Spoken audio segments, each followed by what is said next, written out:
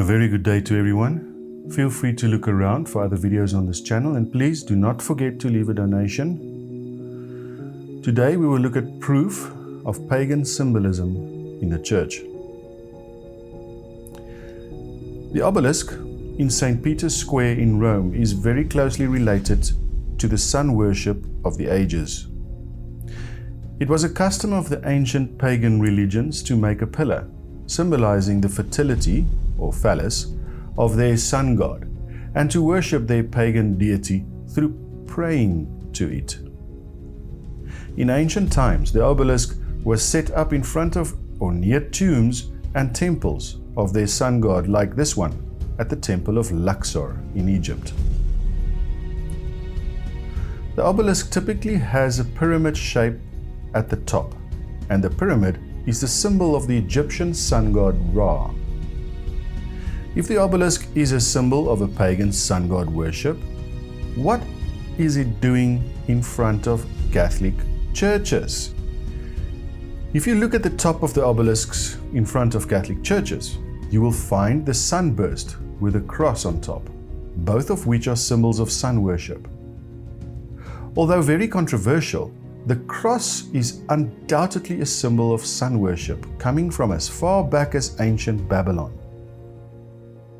Crosses are also found in murals of ancient Babylon and Assyria. It is also seen in the headband of Babylonian sun god Tammuz. Egyptians used the Ankh cross, the shape of a cross made of two wooden poles, which the church started to use, came from the Chaldean region. In the Chaldean Empire, including in Egypt, the cross was used as a symbol for Tammuz. So it is certain that the cross is a symbol for worshipping the sun god. All the obelisks in front of Catholic churches has the cross on top of it, without exception. The Catholic Church say that they put the cross on top of the obelisk to show Christianity conquering paganism.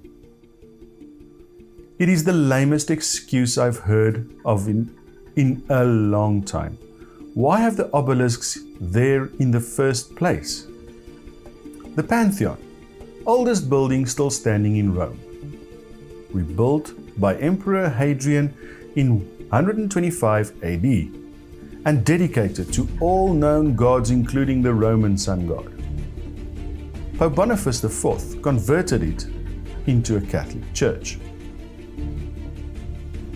The Pantheon, built and used for sun god worship and famous for its dome, is now used as a Catholic church. This domed roof is a figuration of the sky and universe. In the center is the oculus, a round opening of 27 feet, and presents the sun in the sky.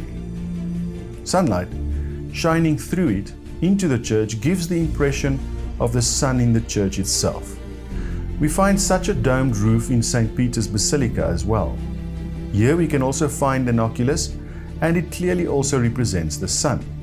This domed roof with oculus can be found in most Catholic churches.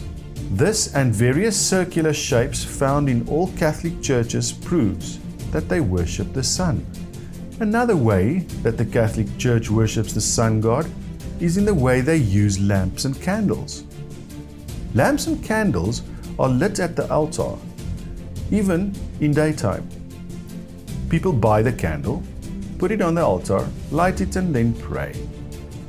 Even in marching in the mass procession, the priests carrying the candles are at the front.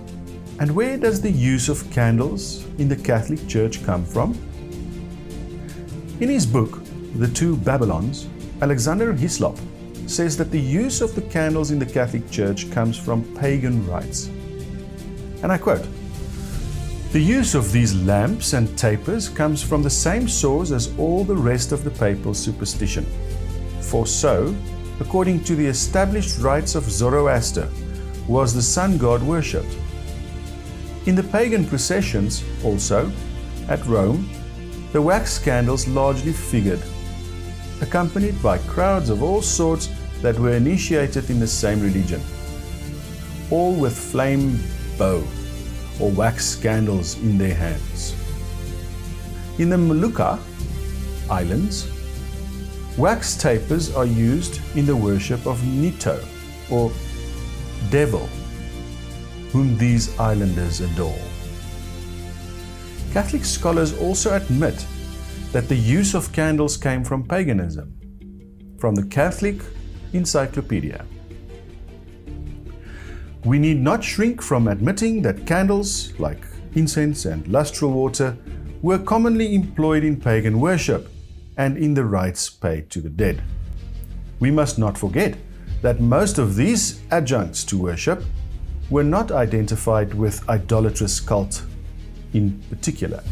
They were common to almost all cults. I guess that makes it right then. It is common for candles to be used in many pagan rites, even today.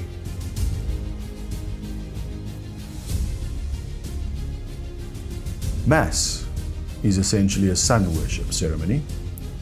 At the altar, which is the image of the sun, the priest lifts up the round bread. They call it elevation and insists that they offer the bread to God.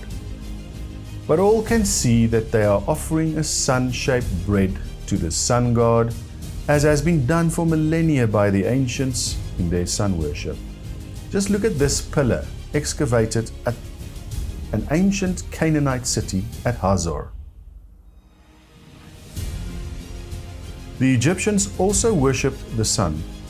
It is not coincidence that these rites are also closely related from pagan to Catholic. On special days, the sun-shaped bread are placed in a sunburst frame and paraded through the streets while being held high in adoration. The believers, of course, all kneel down before the bread.